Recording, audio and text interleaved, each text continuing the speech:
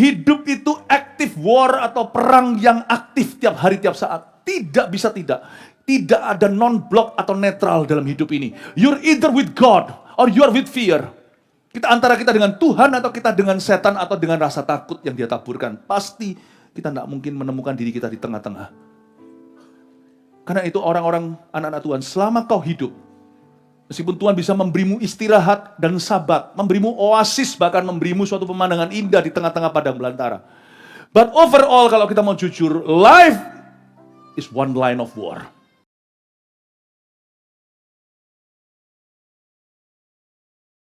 Yang percaya dengan iman katakan amin. Berikan kemuliaan bagi Tuhan. Haleluya. Kami arahkan pandangan kami hanya kepada Tuhan karena Tuhan satu-satunya yang layak. Tidak ada yang seperti Engkau di bumi, di sorga, dan di sini. Engkaulah intisari penyembahan kami. Semua kembali kepadamu, sebab segala sesuatu bermula daripadamu. Alfa Omega hidup kami. Jangan kami tersesat di tengah-tengah, terhilang, terhanyut oleh ombak. Kami ingin ya Tuhan sepanjang perjalanan kami, Yesus bersama-sama. We want to walk with you, Lord. We want to know you. Kami ingin mengenalmu. Tunjukkan jalan-jalanmu dan ajari kami firman-mu. Sembunyikan hamba-hambamu di balik salibmu, termasuk hamba yang menyampaikan firman. Dalam nama Yesus, haleluya. Amin. Rangkul seseorang, katakan, Tuhan akan memberkati hidupmu. Ada terobosan baru. Would you do that? God bless you. Thank you. Kebaktian ini saya beri judul, Keep Your Eyes on Him.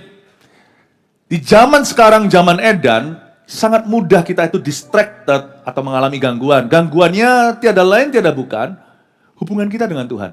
Karena terlalu mudah untuk terbawa arus meninggalkan Yesus. Meninggalkan Tuhan itu belum sampai dalam wujud perbuatan, hati kita bisa mulai berangsur-angsur erosi. Mata rohani itu penting untuk tertuju kepada Tuhan. Sebab waktu mata kita tertuju pada Tuhan, kita akan melihat apa yang Tuhan lihat. Tapi kalau mata kita sudah mulai menoleh kiri kanan, apalagi menoleh ke belakang, pasti kita tidak akan bisa melihat Tuhan dalam pergumulan. Keep Your Eyes on Him adalah sebuah cerita yang sangat luar biasa, yang kita sudah dengar dan kita tahu di Alkitab kita.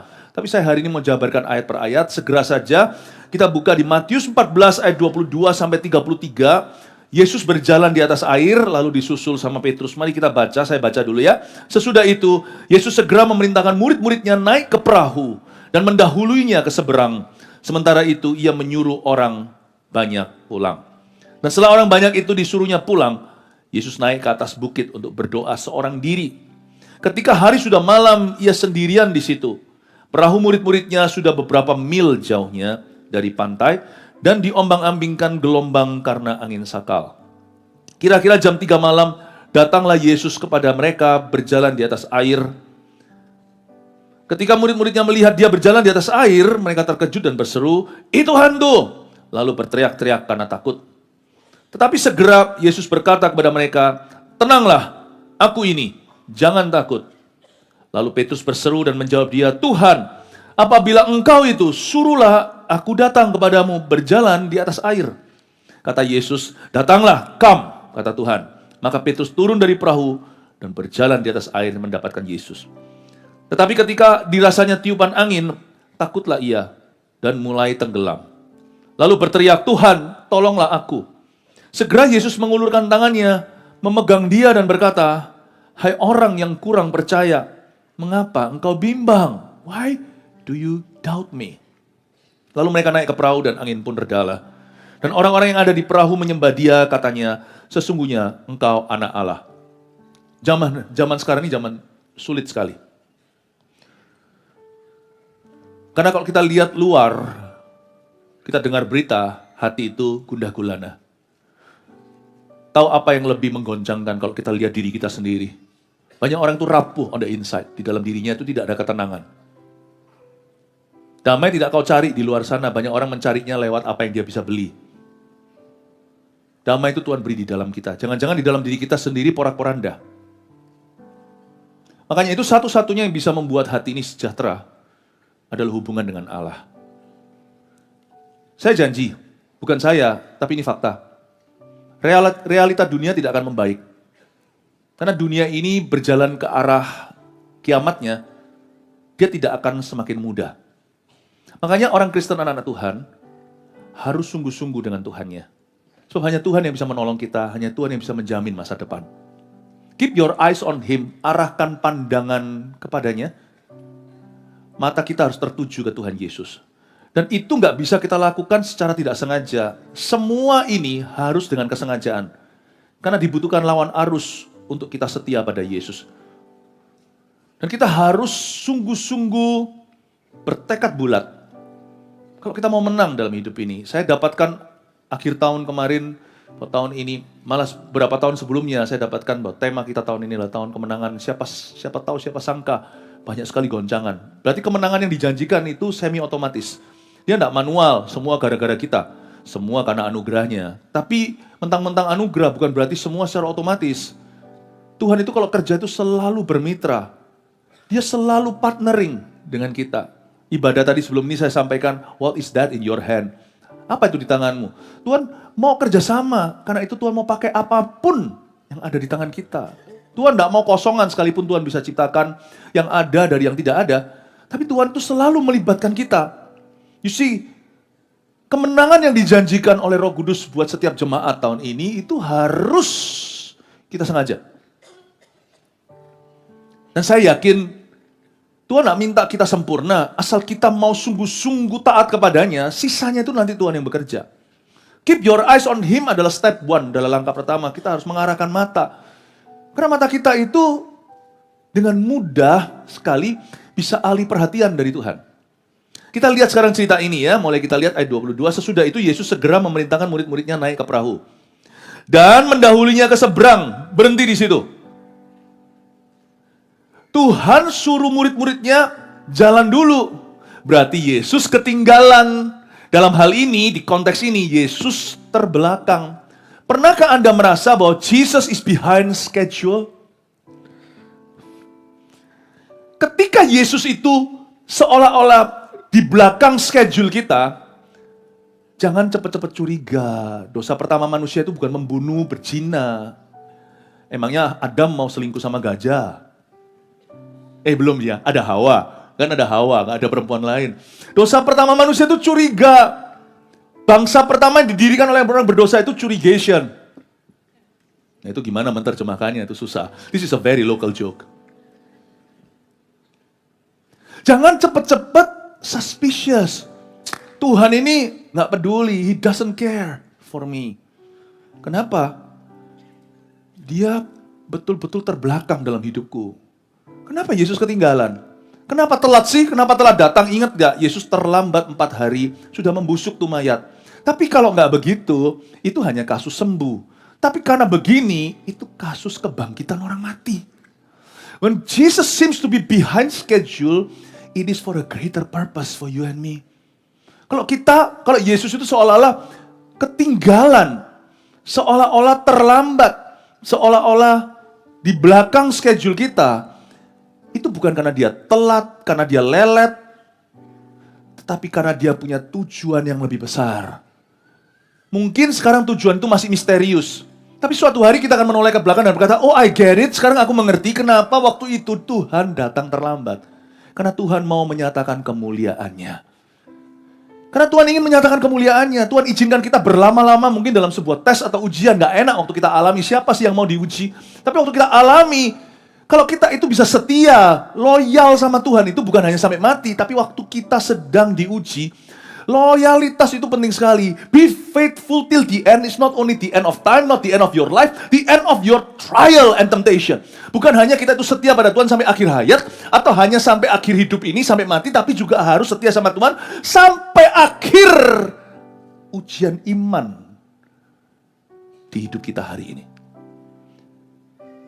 Banyak orang meninggalkan Tuhan itu sebelum waktunya Tuhan menolong dia. Kalau dia mau nunggu lagi 4 hari lagi.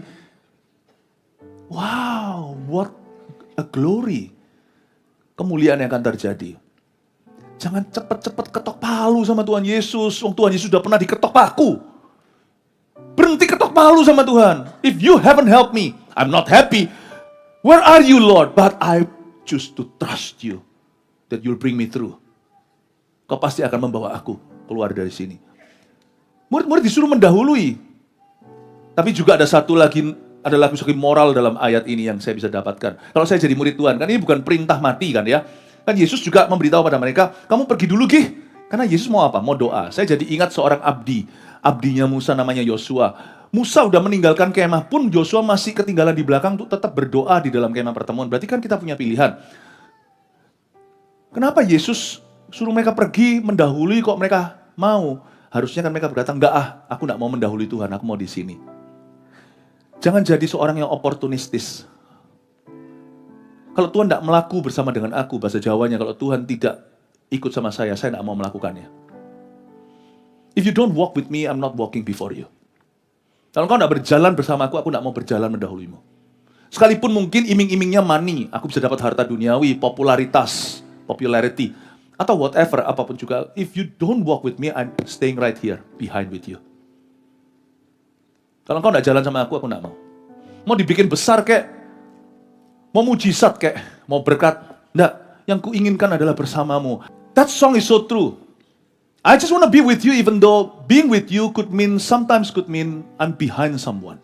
I'm behind something, I'm behind my own target. Kenapa sih mereka itu harus semuanya 12-12 pergi dulu? Memang Yesus mau doa. Apakah nggak bisa seperti Yohanes, Yakobus dan Petrus yang di Getsemani itu sembahyang dengan Tuhan? Ada satu kejadian lagi di sumur Samaria ketika Yesus beritahu sama mereka, tolong tapaukan makan. Mereka pergi ke restoran terdekat, yaitu di luar kota, agak suburb loh, agak sedikit pinggiran. Kenapa sih bawa nasi bungkus saja perlu rame-rame selusin orang? Kok Yesus ditinggal sendirian sampai bicara dengan perempuan, yaitu wanita Samaria di sumur itu? Why all of you? Kenapa setiap kita mau meninggalkannya? Ya karena manusia ada panggilan alam, lapar nih. Memang mau bawa tapawan untuk Tuhan, Tuhan gak mau ikut ya aku makan sendiri, nanti aku bungkusin. Kenapa gak mau lapar aja sama Tuhan Yesus? Nunggu di situ gitu loh. Tuhan kok dibiarkan tuh gimana hospitality-nya itu kalau sebuah gereja. Pembicara tamunya misalnya kalau kita ada tamu seperti ini, lalu habis itu mereka ngilang semua. Tamunya dibiarin sendiri. Come on lah, gembalanya kok dibiarin sendiri. Kalau kita memang terpanggil untuk nemeni atau kali itu kita memang terjadwal, ya jangan ditinggal sendirian. Kenapa mereka semuanya demi makanan itu pergi semua rame-rame ke kota sebelah? Yesus bicara sendiri sama perempuan Samaria. Kenapa kali ini disuruh dahulu kok mau? Mungkin kalau tinggal sama Yesus sepi. There's nobody. Makanya doa itu bukanlah tempat favorit kan? Orang lebih suka pelayanan daripada bangun hidup doa kan? Why? Karena pelayanan itu dilihat orang, rame. Kalau doa itu kan cuma sama Yesus doang. Nggak ada orang. Nggak ada orang yang melihatnya, nggak ada orang yang memuji saya nggak bisa feel good about myself, saya nggak bisa merasa bangga sama diri sendiri. Saya nggak ada ajang pembuktian diri. Doa itu kan rada sepi, hanya Yesus saja. Dan waktu kita doa kan fokus kita ke Tuhan, kita nggak bagi fokus, Tuhan nggak bagi fokus sama kita, tapi kalau pelayanan kan masih ada bagi fokus sama kitanya. Karena saya mengerti di ayat 22, kenapa mereka nggak mau tinggal sama Tuhan. Itulah sebabnya penting sekali. Kalau kita mau sungguh-sungguh mata kita itu kuat memandangnya, mesti dibarengin dengan membangun kehidupan doa yang sama kuatnya. Prayers, doa membuat mata kita tetap pada Tuhan. This is the secret life of a servant of God. The secret life of a believer. Kehidupan rahasia seorang pelayan Tuhan, hamba Tuhan, seorang Kristen, haruslah hidup doa yang sangat-sangat kuat. A strong prayer life. Saya dorong Anda untuk hari-hari ke depan yang harus kau kuatkan itu, bukanlah bidang usahamu dulu, atau koneksimu. Yang harus kau kencengin, yang harus benar-benar bukan kencengin, tapi yang harus sungguh-sungguh kau mantapkan itu adalah kehidupan doamu. Kita lihat sekarang ayat yang kedua, 3. Dan setelah orang banyak itu disuruhnya pulang. Pulang kan? Yesus naik ke atas bukit untuk berdoa seorang diri. Garis bawahi, berdoa seorang diri. Ketika hari sudah malam, ia sendirian di situ. Di Alkitab saya garis bawah 2 kalimat ini. Berdoa seorang diri, dan ia sendirian di sana. Yang terbaik adalah menemukan Yesus waktu dia sendirian. Best to find Jesus when he is all by himself. Best is to find the Lord when he is alone on his own. When is that? Kapan itu? Waktu saya baru lahir, baru 1992, 33 tahun yang lalu, saya berada di Vancouver, Kanada. Gereja kami, gereja kecil, 50 orang Indonesia, kedatangan tamu seorang penginjil dari Indonesia pula. Orangnya sudah tua, tapi punya gaya doa yang luar biasa. Kok saya tahu? Karena saya dan keluarga kami membuka rumah kami untuk ditinggali berapa hari selama beliau visit. Nah, pada waktu itu, saya itu tidur di kamar yang gak jauh dari kamar tamu yang kami sediakan untuk hamba Tuhan ini. Saya bersyukur, hospitality itu pasti ada berkat tersendiri. Orang yang membuka diri tanpa sadar sedang membuka dirinya atau rumahnya kepada para malaikat Tuhan. Tiap jam 3 pagi saya terbangunkan suara, tidak teriak-teriak, tetapi saya dengar orang berdoa di kamar sebelah. Tiap jam 3. Hingga saya beranikan pada waktu saya setirkan hamba Tuhan itu ke sini sana, saya tanya, Bapak, saya lahir baru, saya masih orang Kristen, saya masih baru kenal Tuhan. Saya tanya, apakah Bapak berdoa setiap jam 3? Dia bilang, oh iya. Dia bilang, sambil pegang-pegang perutnya begini, iya. Kalau boleh tahu, saya ini lugu, sorry ya, harus sopan ya. Kalau kita temani seseorang itu jangan ganggu.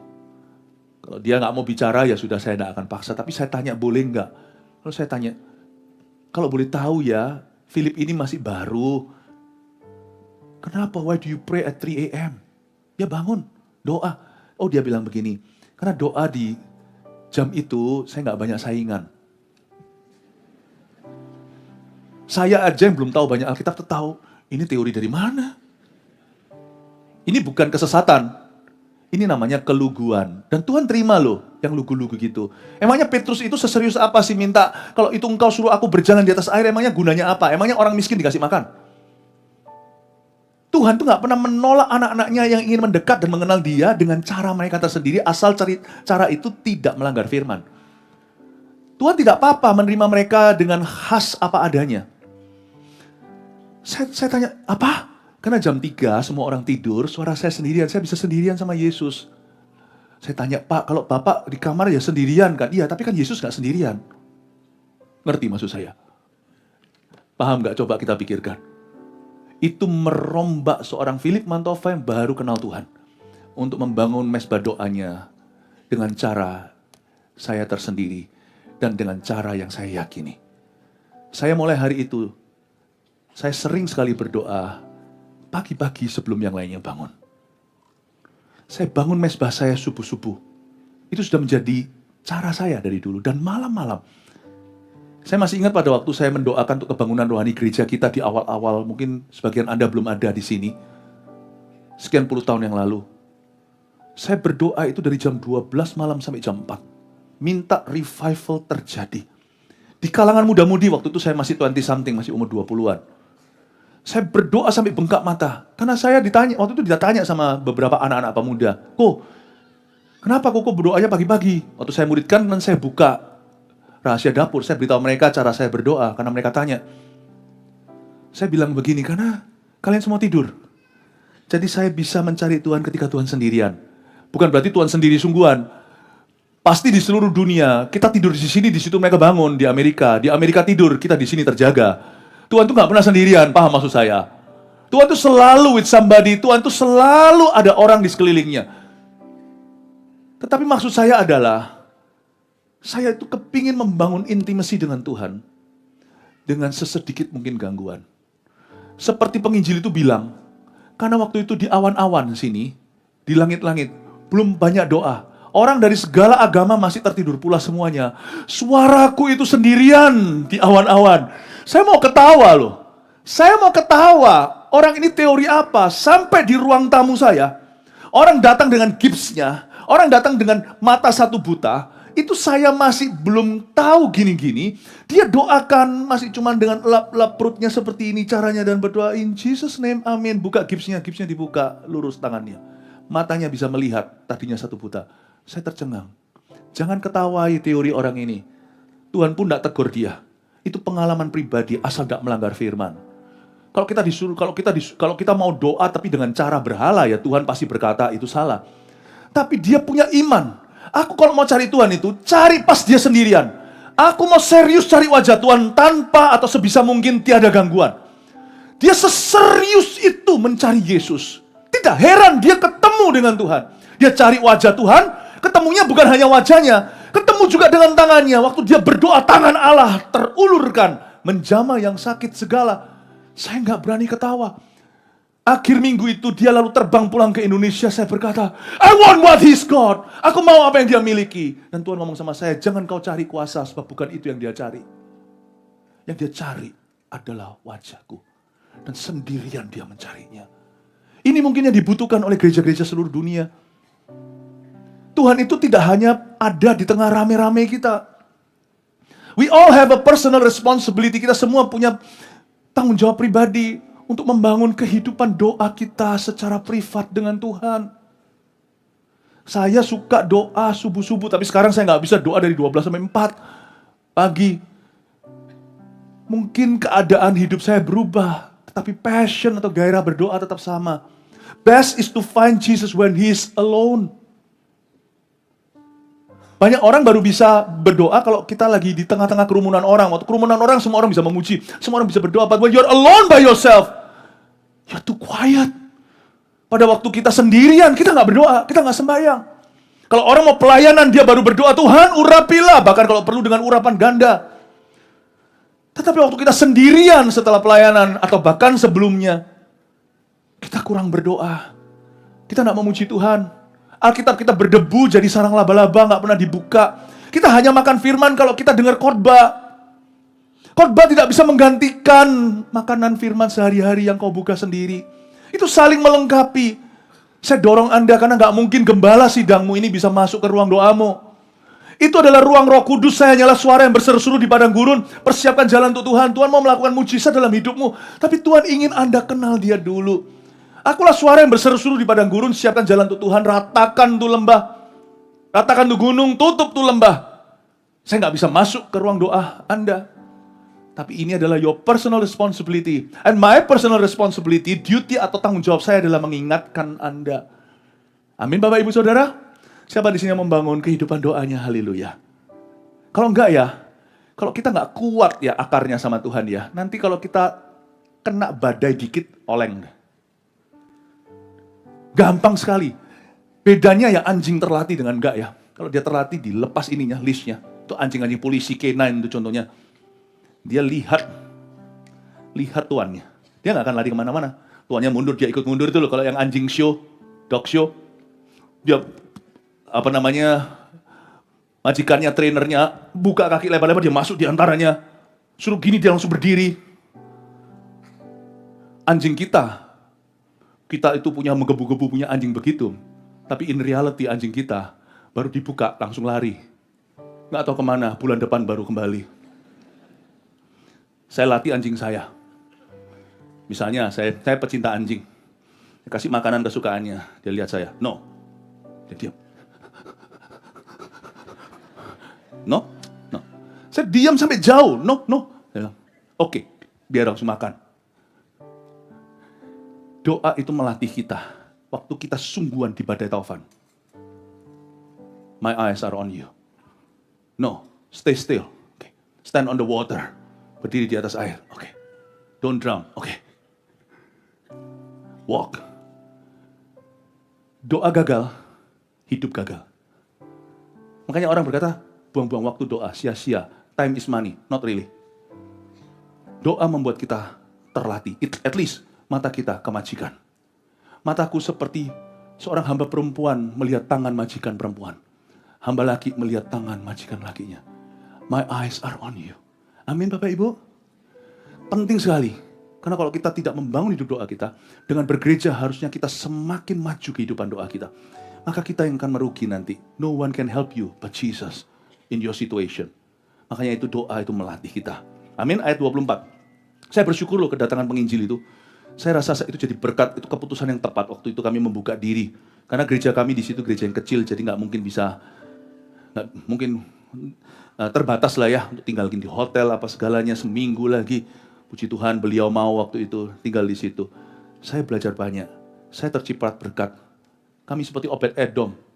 Melihat tabut perjanjian in action. Tapi orang-orang nggak tahu itu. Yang taunya mereka di ministry, di ibadah minggu cuma taunya mujizat terjadi. Saya lihat dapur basahnya pukul 3. Saya dengar suara nyanyi, nyembah dan berkata, Lord, I need you. Saya dengar Tuhan, aku membutuhkanmu.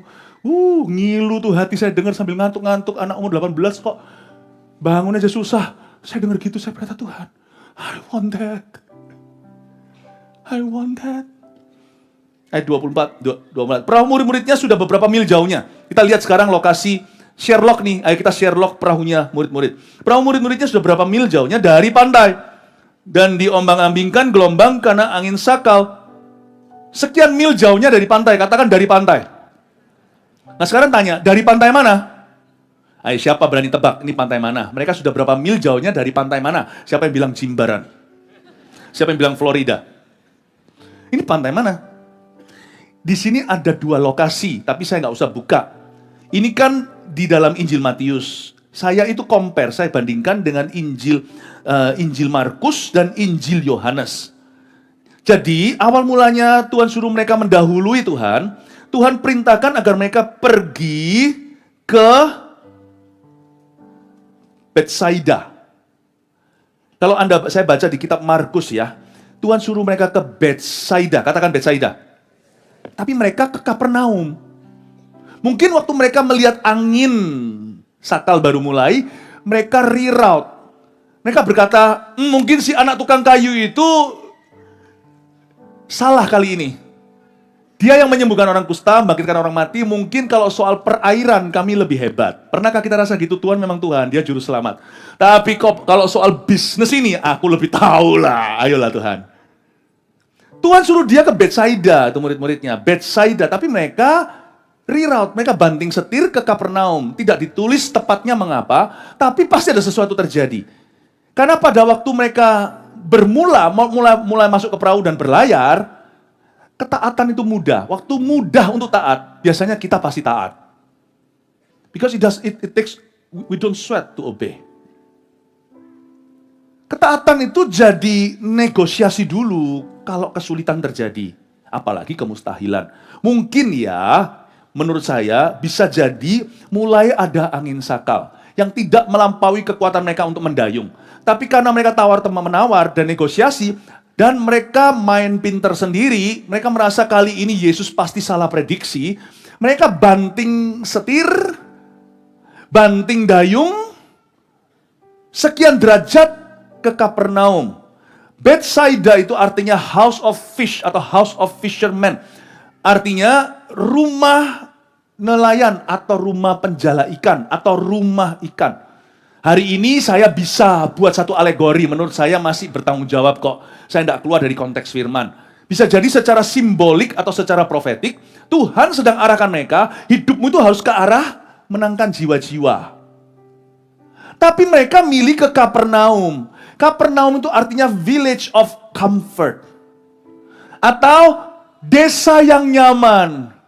Desaku yang ku cinta. Desa yang nyaman atau zona nyaman. Entah apa yang terjadi, mereka merasa kali ini tidak usah ikut anjuran Tuhan. Kayaknya kita lebih ngerti lah, kita ini butuh apa, atau kita maunya apa. Kayaknya kita yang lebih paham kondisi kita. Sorry hai tukang kayu, kau kurang menguasai dunia pelayaran. Kita merasa Tuhan itu tidak menyeluruh, Tuhan itu tidak sejauh itulah. Tuhan itu pokoknya soal sorga aja lah. Soal kerohanian lah ya, soal kasih lah gitu-gitulah, soal ngampuni, soal gini. Kalau Tuhan bilang kau nggak ngerti, Tuhan nggak tahu musuh yang kuhadapi sih. Kalau kau tahu aja nggak mungkin kau suruh aku tampar pipi kanan, kasih pipi kiri. Makanya kau disalibkan. Makanya kau berakhir disalibkan. Leave this to me, this department I know. Ini departemen ini aku yang paling ngerti lah. Let me do it, I do it my way. Apa yang terjadi? Angin sakal di luar kemampuan mereka, diombang-ambingkan. Emangnya Tuhan yang tuntun mereka ke sana? Maybe not. Ingat ya Bapak Ibu, tidak semua angin sakal itu Tuhan izinkan di hidupmu. Tidak semua badai taufan itu dari Tuhan. Ada yang Tuhan izinkan, tapi yang ada pula yang terjadi gara-gara kita sendiri. Karena kita sok keminter, Karena kita merasa kita yang paling tahu. Karena kita merasa bahwa kali ini Tuhan yang harus ikut caraku. Dari pantai mana? Berapa mil? Mereka dari pantai Kapernaum, padahal Tuhan suruh dia ke Betsaida. Sudahlah Tuhan, visi jiwa-jiwa mana bisa. Aku bayar tagihan aja setiap bulan aja ngos-ngosan. Gimana Tuhan jiwa-jiwa, wong aku ini kanker stadium 2. Kita bisa tawar-menawar. You kok suruh saya ke Betsaida itu loh, ke rumah ikan, rumah nelayan. Jangankan jiwa-jiwa, aku aja masih kepikiran untuk makan, untuk sekolah anak-anakku. Udahlah Tuhan, sementara itu kutangguhkan dulu, ini ide jiwa-jiwa ini bagus. Betsaida atau rumah ikan, rumah nelayan kau kujadikan menjala manusia, oke. Tapi nanti ya, see you later. Nanti dulu, aku tak garap ini dulu loh Kapernaumku. Sampai aku nyaman dan aku memberi. Sampai aku nyaman aku nginjil. Sampai aku di titik aman, baru setelah itu bolehlah aku melayani atau memperdulikan sesamaku. Sementara itu izinkan aku menguburkan ayahku dulu. Izinkan aku untuk minta izin sama bapak ibu. Izinkan aku untuk memperoleh terlebih dahulu tempat meletakkan kepalaku. Dan I will follow you. Lalu aku akan mengikutmu. Saya waktu baca ini saya mendapat satu pengertian bahwa tidak semua angin sakal sebenarnya itu dari Tuhan. Sebagian di dalam kehidupan kita, angin yang kita alami itu really God hasn't brought it to you. You and I have brought that upon ourselves. Karena jangan suruh Tuhan menyertai perjalanan yang menentang arah yang ditunjukkan. Sebenarnya Yunus itu kehendak Tuhan kah dia dimakan ikan? Dia disuruh ke Niniwe, dia pergi ke arah berlawanan. Itu semua sampai mau kapal karam itu bukan dari Tuhan. Memang betul ikan itu dari Tuhan, tapi ikan itu sebagai bentuk mercy atau sebagai bentuk kemurahan hati Tuhan. Ikan itu tidak pernah ada dalam his original plan atau rencana semula. His original plan adalah Yunus pergi ke Niniwe dan tobatkan satu negara. Tapi memang Tuhan bisa bekerja sama dalam segala perkara. Nantikan kebaktian berikutnya. God can use your mistakes. Tuhan bisa pakai kesalahan kita. Tapi kita fokus dulu kepada ini, yaitu mata kita tertuju kepada Tuhan. Kita lihat ayat 25. Kira-kira jam 3 malam, datanglah Yesus kepada mereka berjalan di atas air. Ketika murid-muridnya melihat dia berjalan di atas air, mereka terkejut dan berseru. Bahasa Indonesia itu bagus sekali. Itu hantu. Karena hantu itu kebalikannya Tuhan. Tuhan is God. Hantu itu setan. Itu hantu lalu berteriak-teriak karena takut. Kita tahu itu bukan hantu tapi Yesus. Gini ya, ketika mata kita tidak tertuju ke Yesus, pasti hati kita dirudung ketakutan. Kenapa? Karena memang sudah secara fakta di lapangan, hidup di dunia ini penuh pencobaan. Tuhan berkata, di hidup ini kamu akan mengalami banyak pencobaan, tapi kuatkan hatimu. Aku telah mengalahkan dunia. Jadi orang yang tidak matanya tertuju ke Tuhan, pasti hatinya dirudung ketakutan. Dan bahayanya, roh takut itu membutakan mata kita untuk melihat yang Tuhan lihat. Fear blinds your eyes and distorts facts and truth. Rasa takut itu akan membuat cara pandang kita semua salah. Tuhan jadi hantu, jangan sampai kebalikan juga terjadi. Hantu jadi Tuhan. Oleh karena takut, orang-orang pergi ke tempat alternatif, cari orang pintar, membukakan pintu okultisme di hidupnya. Sebagai wujud putus asa, desperado ya kan? Semua dihalalkan. Bahaya. Kalau hati kita itu tidak punya iman, pasti ada gantinya. Gantinya iman itu takut. Mereka tidak bisa tinggal bersama. Dan kalau hati kita sudah dikuasai rasa takut, yang kita lihat bukan Tuhan. Dan jangan sampai segala sesuatu terbolak-balik dalam kehidupan kita. Apa yang benar jadi salah, apa yang salah jadi benar. Itulah sebabnya we have no choice. Life is a war. Hidup adalah perang. Saya nggak berani, nggak berdoa.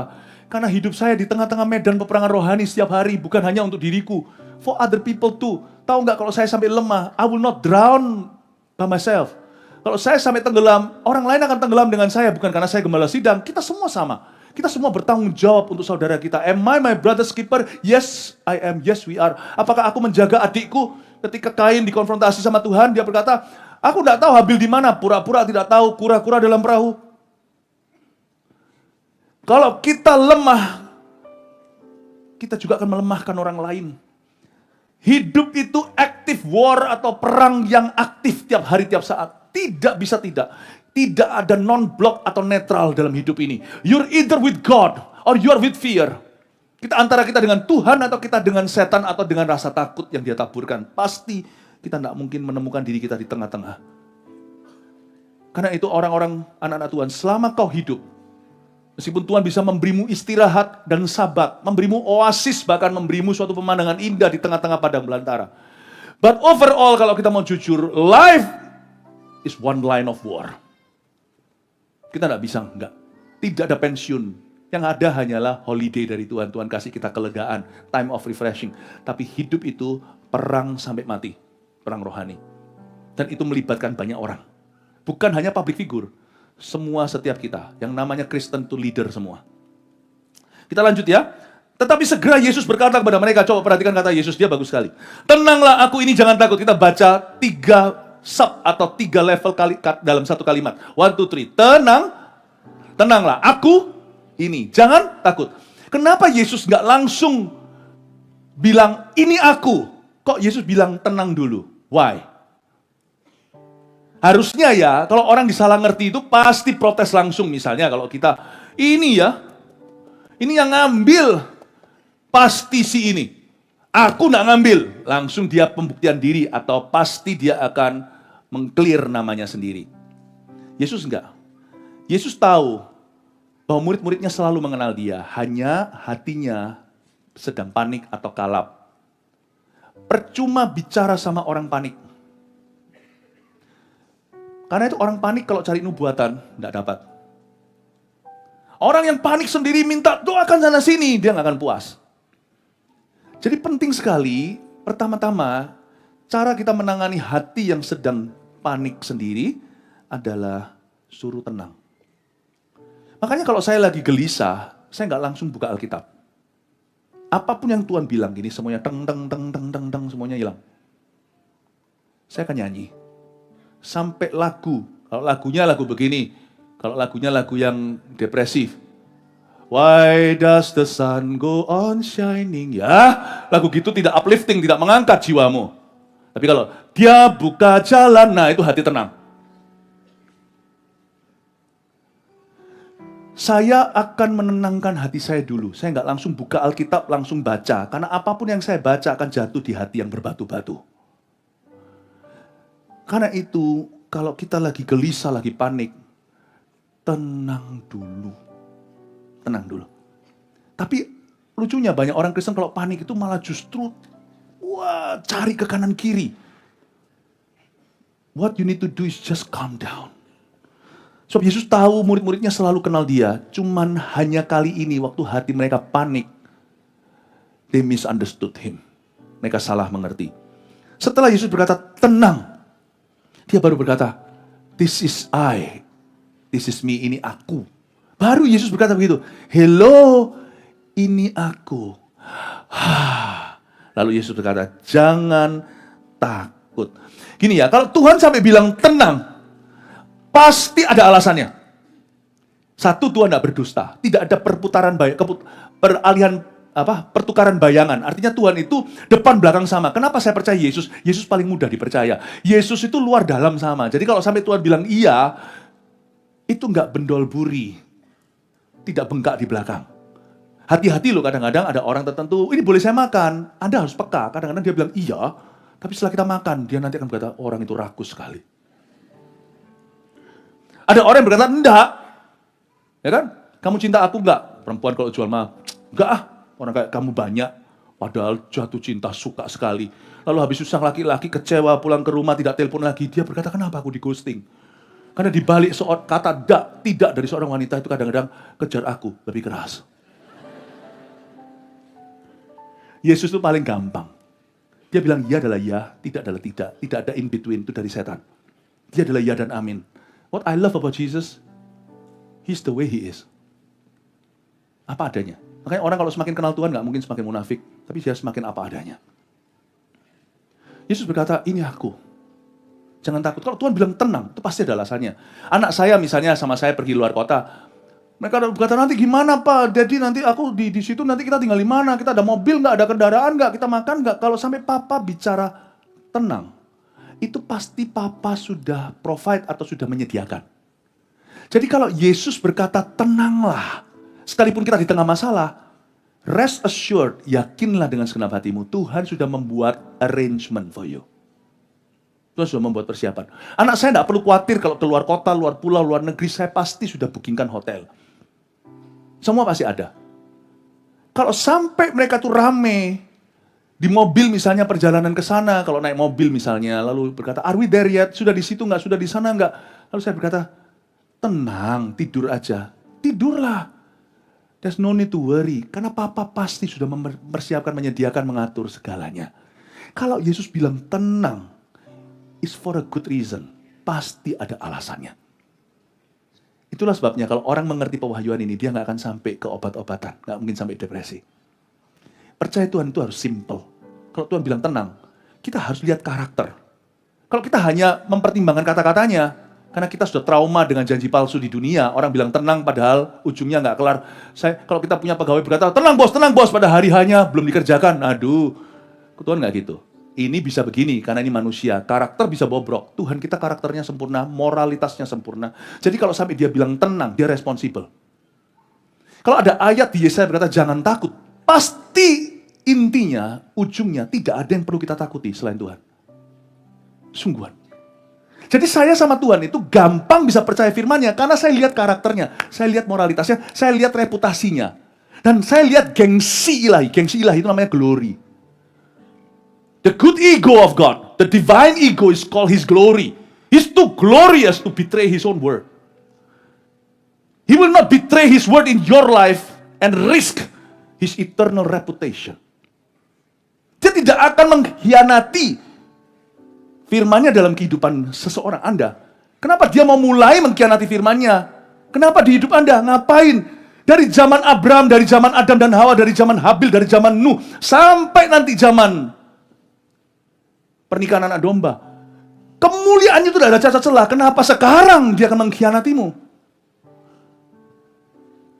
Gak akan ada konglomerat yang mau curi uang berapa perak dari seorang biasa atau mungkin pedagang lemah. Dengan demikian, meresikokan seluruh sahamnya. God is not gonna break His word in your life. He owns heaven. Dia akan menjadi judge atau menjadi hakimnya dunia. Kalau dia bilang tenang, ngomong sama kanan kirinya dalam bahasa Indonesia versi timur, tenanglah. Bilang kalau Tuhan bilang tenang, tenanglah. Bisa bilang? Kurang yakin, kurang meyakinkan. Bilang tenanglah. Amin. Kasih tepuk tangan untuk Tuhan. Orang timur juga nggak ngomongnya gitu. Dan Tuhan berkata, jangan takut. Kata jangan takut ini bukan negatif. Jangan takut ini artinya aktifkan imanmu. Ya, saya nggak perlu ulang lagi, yang ikut saat teduh tahu bahwa energi yang sama kita pakai untuk ragu adalah energi yang sama kita pakai untuk membangun iman kita. Ayat 28, lalu Petrus berseru dan menjawab dia, Tuhan, apabila Engkau itu, suruhlah aku datang kepadamu berjalan di atas air. Padahal Tuhan sudah berkata, ini aku. Jadi sebenarnya Petrus sudah melihat itu Tuhan. Tapi Petrus sebelum jalan di atas air atau mengalami mujizat atau mengalami sesuatu yang sifatnya supranatural dan kemustahilan, Petrus masih minta izin sama Tuhan. Nah, iman itu tidak gegabah ya. Iman itu memang spontanitas, tapi iman itu tidak boleh ngawur. Katakan iman tidak boleh ngawur. Petrus sekalipun tahu itu Tuhan, dia jalan di atas air, tapi sebelum dianya yang berjalan, kalau itu Tuhan jalan di atas air itu kan haknya. Karena Tuhan itu divine, karena Tuhan itu ilahi. Tapi Petrus untuk bisa mengalami sesuatu di dalam kerajaannya, Petrus harus minta izin dulu. Petrus ini sangat timur. Dia itu sangat-sangat kulo nuwun apa? Kulo nuwun ya, kalau bahasa Jawanya kulo nuwun, atau dia itu minta permisi dulu. Dia berkata, Tuhan, apabila Engkau itu. Dia tahu itu Tuhan. Tuhan sudah berkata, ini aku. Kenapa dia berkata, apabila Engkau itu? Baru kedua, suruhlah aku. Sebelum mujizat terjadi, Petrus tanya nomor 1, apabila Engkau itu, is it God's will? Selalu tanya, Lord, is this God's will? Kenapa kita itu doa? Karena doa itu menimbang what is God's will, what is not. Dia tanya, apabila engkau itu, is it God's will, apakah ini kehendak Tuhan? Suruhlah aku. Ada kata suruh atau perintah, is it God's word? Selalu jadi dua pertanyaan kita sebelum mengambil keputusan apapun juga. Biasakan dirimu tanya nomor satu, apakah ini kehendak Tuhan? Dua, apakah Tuhan menyuruhnya? Apakah ini kehendak Tuhan? Dan kedua, apakah ini firman Tuhan? Kalau Tuhan tidak menghendakinya, jangan lakukan. Seperti anjing yang terlatih itu loh. Mundur, kata, oke, baru jalan karena itu perintah. Kalau mata tertuju pada Tuhan itu bukan hanya mata ujungnya yang dedikasi, yang mata yang tertuju pada Tuhan tidak berakhir pada mata saja efeknya. Seluruh hidupnya akan nurut sama Yesus. Is it God's will? Apakah ini kehendak Tuhan? Apakah ini firman Tuhan? Kalau itu bukan firman Tuhan, jangan kau lakukan. Kalau itu bukan firman Tuhan dalam hidupmu, jangan kau coba. Sebab Tuhan tidak berjanji untuk menyertaimu. Tuhan berjanji untuk menggenapi firman-Nya di dalam dirimu. Kalau Tuhan tidak berfirman, jangan.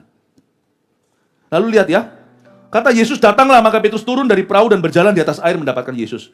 Tetapi ketika dirasanya tiupan angin, coba garis bawahi, dirasanya tiupan angin, takutlah ia dan mulai tenggelam. Makanya jangan hidup oleh perasaan. Dikatakan di sini, ketika dirasanya tiupan angin, di Alkitab saya garis bawahi kata dirasakan. Jangan hidup oleh perasaan. Hidup oleh firman. Aku gak merasa ingin memuji Tuhan, tapi firman Tuhan berkata, it is good to praise the Lord. Memuji Tuhan adalah sesuatu yang baik. Pujilah Tuhan, hai kamu yang bernafas, bahwasanya untuk selama-lamanya kasih setianya. You feel like it or you don't feel like it, you just obey His word. Kita hanya mentaati firman-Nya. Aku gak kepingin ngampuni. Aku gak kepingin ya Tuhan Yesus untuk melakukan ini, karena Engkau memerintahkannya, aku akan melakukannya. Dan Alkitab mengatakan di sini, ketika dirasanya tiupan angin, ketika Petrus tidak lagi melihat Yesus, perasaannya terbawa atau dia terbawa perasaan, dia mulai hidup live by his feeling, dia tenggelam. Lanjut, dan ada satu kata di sini, sekalipun Petrus salah, saya melihat kasih karunia. Coba lihat, mulai tenggelam. Katakan mulai tenggelam. Tenggelam itu mana ada mulai? Siapa yang pernah tenggelam? Suatu hari saya lagi mau berenang, saya lagi di pinggir gini loh. Lalu habis itu ada teman saya yang dorong saya. Gak ada mulai tenggelam. Tenggelam is tenggelam. Pernah tenggelam, jangan tenggelam. Mulai tenggelam itu berarti ada slow motionnya. Jangan kau kira bahwa sekalipun kita mencoba, kalau kita gagal Tuhan langsung biarkan, itu enggak. Tuhan itu baik, Paul, dia itu ngalah sama kita. Coba lihat ya, ketika mulai tenggelam, Petrus berteriak apa?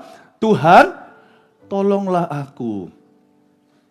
Segera Yesus mengulurkan tangannya, memegang dia dan berkata, hai orang yang kupercaya, kurang percaya, mengapa engkau bimbang? Lihat ya, katakan mulai tenggelam. Saya akan selesai dengan ini, saya kasih suatu pengertian. Lalu coba kita repeat, ulangi yang dikatakan Petrus saat dia mulai tenggelam. Katakan, Tuhan, tolonglah aku. Coba ya, dengan cepat bahasa Indonesia. Tuhan tolonglah aku. Cepat ya, 1, 2, 3. Tuhan tolonglah aku. Perlu waktu ya? Lagi, Tuhan tolonglah aku. Anda masih keburu kalau Anda dari sisi sini, daratan, sana lautan. Anda nyemplung masih bisa berkata, Tuhan tolonglah aku. Tapi kalau Anda sudah ada di atas air, gini, cus, nyemplung ke bawah, nggak akan keburu. Tuhan, belum sampai tolonglah aku. Bahasa Inggris mungkin lebih shorten, lebih pendek. Oke, Lord help me. Atau lebih panjang lagi, Lord please help me. I want you to try at home. Nanti kalau ada di swimming pool, kalau Anda bisa berenang ya, coba Anda berada di pinggir, nggak bisa kita di atas air, tapi di pinggir langsung cemplung. Keburu nggak bilang, Lord please help me. Try it, because you want to know why? I did an experiment of this. Loh, saya belum khotbah, harus ngalami dulu. Loh, sungguhan. Saya itu dari air begini, saya cemplung 1, 2, 3, Inggris dulu. Lord, please-nya dihapus lah. Saya sudah curiga, ini nggak mungkin keburu. Lord, help. Saya baru, Lord, help. Demi. Belum sempat keluar dari mulut. Tuhan, baru saya pakai Chinese. Cuminga! Tapi ada tambahan cua. Nah itu lebih lama. Karena Chinese kan cua. Ada A-nya. Cua ciominga. Belum sampai, baru cua. This is a supernatural drowning. Jangan kau rasa Tuhan serahkan dirimu ke setan sekalipun kau salah. Untuk menghukum itu Tuhan slow motion. Untuk mengangkat itu Tuhan cepat. Tidak ada orang jatuh ke dalam dosa semalam. Itu pasti sudah ada peringatan slow-mo-nya. Gak ada orang itu kondisi hidupnya itu membuat dia bangkrut total atau hancur lebur ke bawah. Tanpa ada waktu sedikit tapi cukup untuk dia berbalik dan berseru kepadanya. You will never be found. Tidak mungkin Anda akan ditemukan dalam suatu kondisi di mana Anda kejegur. Tidak ada kesempatan untuk berseru. Atau Anda berdosa, tidak ada kesempatan untuk berbalik memperbaiki kesalahan Anda. Atau bahkan kalau sudah nasi jadi bubur, tidak ada waktu untuk memakan buburnya. Saya mau beritahu tentang dunia kasih karunia Allah, the world of God's grace. He slows down time so you could reverse your life. Dia memperlamban kejeguran. Kok kejeguran apa itu drowning? Dia memperlamban tenggelammu, selalu memberimu waktu untuk berseru. Nanti, sebentar lagi saya akan minta our beloved Opa Don Moen untuk naik ke atas menyanyikan lagu Keep Your Eyes on Him. Coba lihat ya, Bapak Ibu, hari ini adalah kesempatanmu untuk berseru. Hari ini adalah kesempatanmu untuk berbalik. Saya minta Anda untuk mengerti poin ini. Coba lihat yang di rooftop dulu. Karpet di bawahmu tuh, lihat modelnya seperti air kan? Segala sesuatu tentang bangunan ini adalah untuk memuliakan Tuhan dan untuk mendukung pengalamanmu dengan Tuhan Yesus. Kita semua berada di atas air itu. Dan Tuhan memberi kita waktu hari ini untuk berbalik dan berseru. Saya percaya Tuhan bisa memutarbalikkan segala sesuatu kalau Anda percaya. Amin. Katakan kanan kirinya, keep your eyes on Him. Kita kasih tepuk tangan untuk Brother Don.